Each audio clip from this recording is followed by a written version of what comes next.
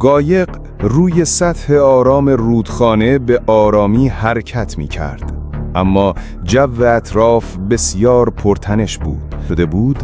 قصد داشت به زنی به نام دسی هوا حمله کند. دسی هوا با تمام توان تلاش می کرد او را آرام کند و با صحبتهای خود زمان بخرد. اما مرد عصبانی بی توجه به حرفهای او به سمتش حمله ور شد. زن در آخرین لحظه سعی کرد او را به قایق بکشد تا از خطر جلوگیری کند.